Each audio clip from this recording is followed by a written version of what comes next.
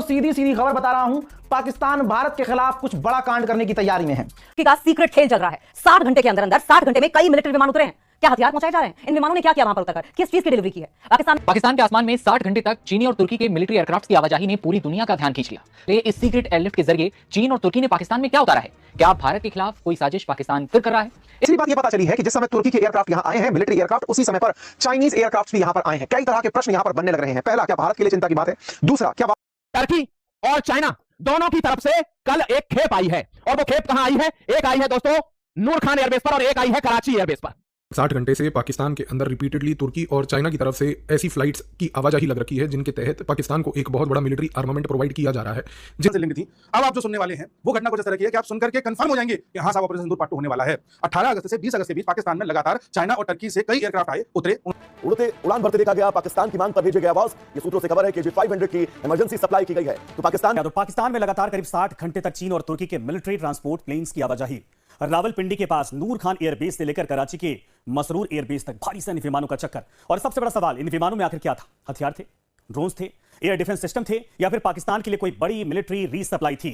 भारत की सुरक्षा एजेंसियां इस एक्टिविटी पर नजर रख रही हैं, लेकिन कहानी में सबसे दिलचस्प बात यह है कि जो रिपोर्ट अब तक आई है सामने, जो सूत्रों के हवाले से विमानों ने क्या उतारा, इसकी स्वतंत्र पुष्टि अभी की जा रही है, लेकिन संदेह बहुत बड़ा है। तो फिर 60 घंटे के इस एयरलिफ्ट का मतलब क्या था? ये 60 घंटे में क्या हुआ? 20 अगस्त 2026 की रिपोर्ट के मुताबिक सुरक्षा सूत्रों ने पाकिस्तान में करीब 60 घंटे तक असामान्य मिलिट्री एयर एक्टिविटी की जानकारी दी है। रिपोर्ट में कहा गया है कि चाइनीज मिलिट्री ट्रांसपोर्ट एयरक्राफ्ट को नूर खान और मसरूर एयर बेसिस पर उतरते देखा गया। इस एक्टिविटी में टर्किश मिलिट्री ट्रांसपोर्ट एयरक्राफ्ट यानी कि तुर्की के विमान भी शामिल बताए जा रहे हैं। अब ध्यान दीजिए कि कोई पैसेंजर फ्लाइट नहीं थी, ये मिलिट्री ट्रांसपोर्ट एयरक्राफ्ट थे, यानी कि लड़ाकू विमान नहीं, बल्कि मिलिट्री की तरफ से जो इस्तेमाल किए जाते हैं ईंधन ले जाने में, गोला बारूद ले जाने में, वैसे विमान यहां पर नोटिस किए गए। और जब भारी मिलिट्री एयरक्राफ्ट किसी देश के स्ट्रेटेजिक एयर बेसिस पर लगातार आते जाते हैं, तो सबसे बड़ा सवाल होता है कार्गो क्या है? यही सवाल भारत की, मतलब उसमें भरा क्या है? यही सवाल भारत की इंटेलिजेंस और सिक्योरिटी एजेंसीज के सामने इस वक्त खड़ा है। क्या हथियार उतारे गए? क्या यहां पर हथियार डंप किए गए? क्या पाकिस्तान के भीतर चाइना और तुर्की किसी तरीके से फिर से हथियार देकर भारत के खिलाफ युद्ध भड़काने की कोशिश कर रहा?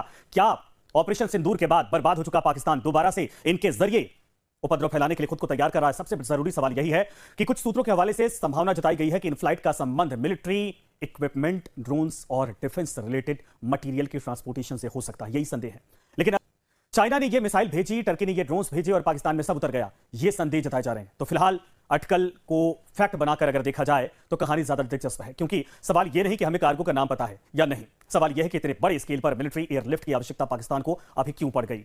इसके पीछे बहुत बड़ी कॉन्स्पिरेसी क्या वाकई में शुरू हो? ऐसी हलचल हो रही है जिससे भारत की सुरक्षा एजेंसियां इस समय सतर्क हैं। क्या हो रहा है?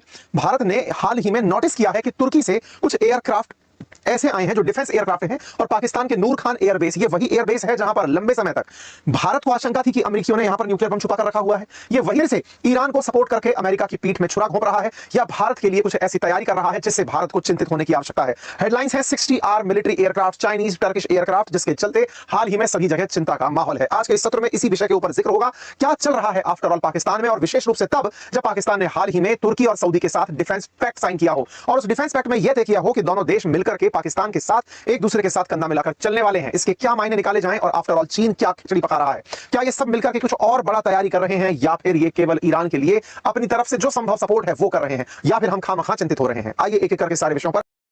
इंटेलिजेंस आर्मामेंट में बहुत महत्वपूर्ण तरीके से ड्रोन्स और खास करके दूसरे एमुनिशन और आर्म्स प्रोवाइड किए जा रहे हैं।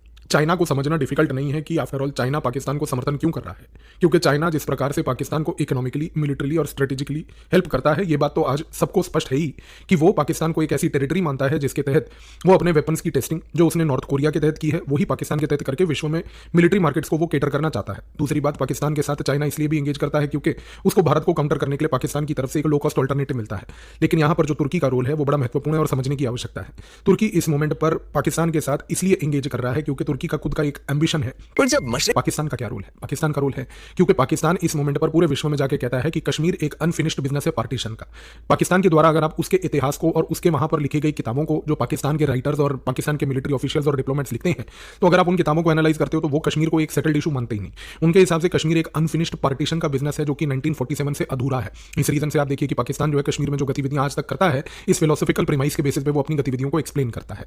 ये जो प्रीमाइस पाकिस्तान का है, ये आज की डेट में तुर्की को बड़ा अपीलिंग लगता है, क्योंकि तुर्की को ये लगता है कि अगर मान लीजिए पाकिस्तान जैसा एक मुस्लिम देश है, जो मुस्लिम देश एक कश्मीर के मसले पे एक स्ट्रगल को आइडेंटिफाई करके बैठा है, तो मेरा इस स्ट्रगल से जुड़ना आवश्यक है। क्योंकि तुर्की को ये लगता है कि अगर मैं पाकिस्तान के साथ इन मुस्लिम देशों में से एक मुस्लिम देश पाकिस्तान का कश्मीर के स्ट्रगल के साथ यदि मैं जुड़ूंगा, तो ये स्ट्रगल से जुड़ने से पूरे बाकी मुस्लिम देशों में एक मैसेज जाएगा कि यदि आपके अंदर भी किसी प्रकार का कोई इस तरीके का कोई स्ट्रगल जियोपॉलिटिकल लेवल पर है, तो वहां पर आप देखिए कि सऊदी अरेबिया इस मोमेंट पर मदद करने के लिए तैयार नहीं, बल्कि हम खड़े हैं। उन्होंने अपना सामान उतारा और एक के बाद एक एयरक्राफ्ट आते रहे। सबसे मजे की बात यह है कि ये एयरक्राफ्ट अनलोड हुए इस्लामाबाद के पास, रावलपिंडी के पास, नूर खान एयरबेस में या कराची में।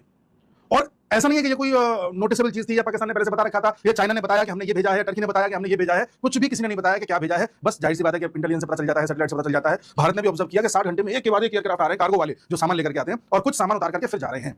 आप कहेंगे ठीक है, कुछ हो रहा होगा ऐसा। चलिए दूसरी खबर, कश्मीर में किस तरह से सर्जियो गौर ने क्या बोला कि कश्मीर भारत का अहम हिस्सा है, वो भी KG-500 के ऑर्डर दिए हैं। पाकिस्तान में अचानक सैन्य हलचल तेज है। 72 घंटे में कई चीनी जेट पाकिस्तान में उतरे हैं, ये सूत्रों के हवाले से खबर है। तो पाकिस्तान से एक ऐसी तस्वीर सामने आई है जो भारत की चिंताएं बढ़ा सकती है। ऑपरेशन सिंदूर 2.0 की चर्चाओं के बीच रावलपिंडी के नूर खान एयरबेस से चीन में बने airborne early warning and control विमान को उड़ान भरते देखा गया। डेवलपमेंट के बारे में हमारी इंटेलिजेंस एजेंसीज को आज से 1 साल पहले ही आभास लग गया था, जब पाकिस्तान एयरफोर्स के सीनियर ऑफिसर्स चीन में गए थे और उन्होंने चीन के अलग अलग ऑर्डिनेंस फैक्ट्री से रक्षा संसाधन बनाने वाली फैक्ट्रीज का दौरा किया था। सूत्रों के अनुसार पाकिस्तान जो है ऑपरेशन सिंदूर के बाद लगातार अपने अवाक एयरक्राफ्ट के जो संग्रह है उनका, उसको बढ़ाने की कोशिश में लगा हुआ है। 4 KG-500 एयरक्राफ्ट खरीदने का कॉन्ट्रैक्ट साइन होने वाला है।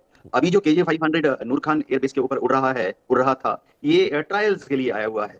यानी पाकिस्तान की एयरफोर्स के जो टेक्नीशियंस हैं, पायलट्स हैं और जो ऑपरेटर्स होंगे, फाइटर कंट्रोलर, उनको दिखाया जा रहा है कि जब ये एयरक्राफ्ट फाइनली इंडक्ट हो जाएगा तो किस तरह से पाकिस्तान की एयरफोर्स में काम करेगा। हमने ऑपरेशन सिंधु के दौरान उनके एक इसी तरह के अवाक विमान को हमारे S-400 मिसाइल की इस्तेमाल से मार गिराया था। ये वो तोपें हैं जो पाकिस्तान ने भारत के बॉर्डर पर लगा दी हैं।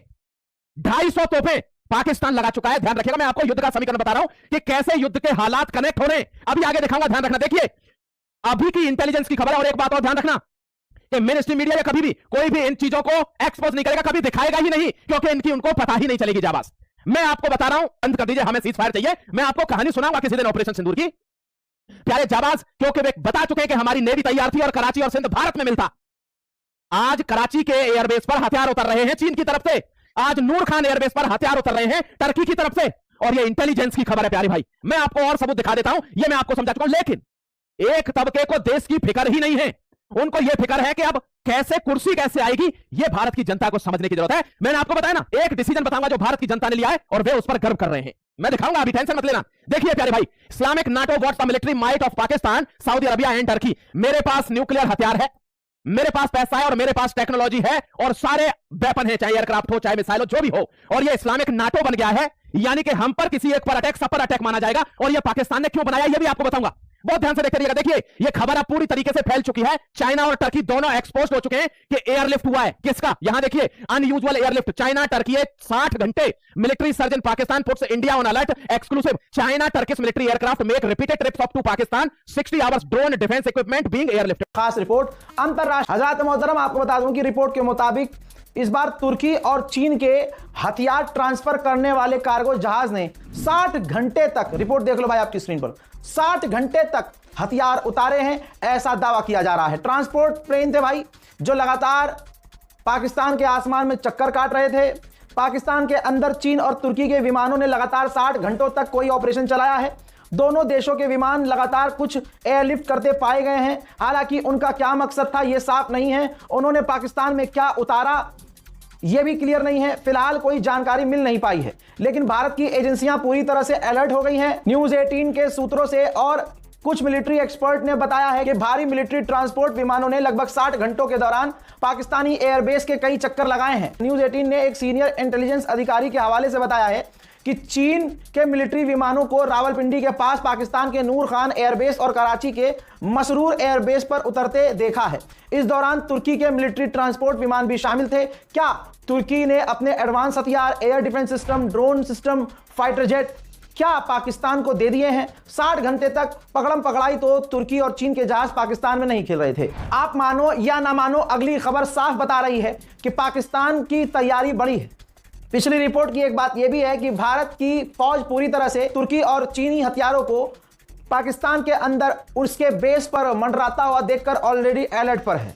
अब पाकिस्तान ने चीन के Z-10ME फाइटर हेलीकॉप्टर को अपनी फौज में अचानक से शामिल कर लिया है। यानी ऐलान नहीं किया है कि हम हथियार लेंगे हेलीकॉप्टर चीन से, ना ना ना ना, Z-10ME लड़ाकू हेलीकॉप्टर चीन का शामिल भी कर लिया है पाकिस्तान ने अपनी फौज में। खबर यह है कि पाकिस्तान में 60 घंटों तक मंडरा रहे चीनी विमानों ने J-16 मल्टी रोल फाइटर विमान और उसका पूरा काफिला उतार दिया है, जिनमें कम से कम 6 J-16 फाइटर, एक KJ-500 एयरबॉर्न अर्ली वार्निंग और कंट्रोल एयरक्राफ्ट और एक Y-20 स्ट्रेटेजिक ट्रांसपोर्ट शामिल थे।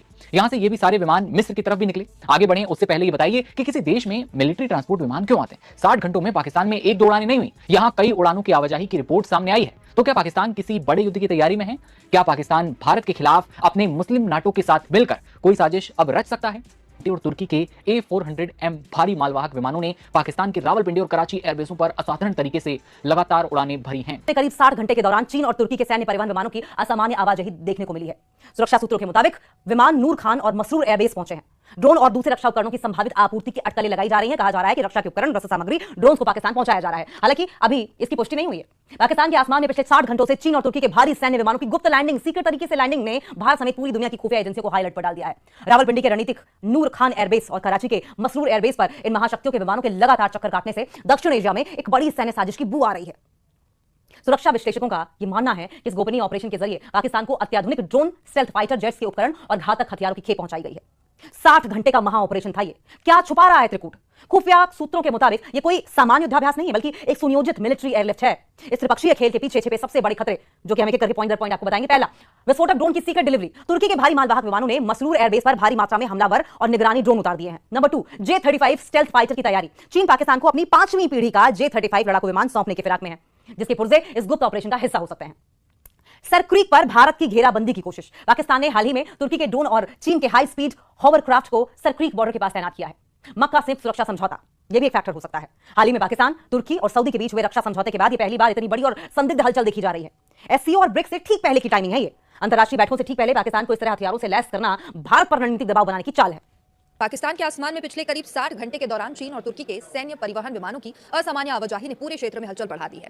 पाकिस्तान के अहम एयरबेस पर भारी सैन्य परिवहन विमानों के बार-बार उतरने की खबरों के बाद अब सबसे बड़ा सवाल यही है कि आखिर इन विमानों के जरिए पाकिस्तान को क्या पहुंचाया जा रहा है? क्या ये सिर्फ सामान्य सैन्य सहयोग का हिस्सा है, या फिर इसके पीछे बड़े पैमाने पर रक्षा उपकरणों की सप्लाई की कोई तैयारी चल रही है? अब सूत्रों के मुताबिक चीनी सैन्य परिवहन विमान पाकिस्तान के रावलपिंडी के पास मौजूद नूर खान एयरबेस और कराची के मसरूर एयरबेस पर पहुंचते हैं। खास बात यह है कि इन विमानों की गतिविधि कम समय के भीतर कई बार देखी गई। अब इसी दौरान तुर्की के सैन्य परिवहन विमानों की आवाजाही भी सामने आई है। हालांकि अभी तक ये स्वतंत्र रूप से पुष्टि नहीं हुई है कि इन विमानों में वास्तव में क्या सामान है। ना तो किसी खास हथियार की पुष्टि हुई है और ना ही ड्रोन के किसी विशेष मॉडल या उनकी संख्या को लेकर कोई आधिकारिक जानकारी सामने आई है। लेकिन जिस तरह कम समय में भारी सैन्य परिवहन विमानों की गतिविधियां सामने आई, उससे सवाल जरूर खड़े हो गए हैं। अब सुरक्षा सूत्रों का दावा यह है कि इतनी लगातार आवाजाही सामान्य द्विपक्षीय सैन्य यातायात से अलग दिखाई देती है। इसी वजह से आशंका जताई जा रही है कि इन विमानों के जरिए ड्रोन और दूसरे सुरक्षा उपकरण पाकिस्तान पहुंचाए जा रहे हैं।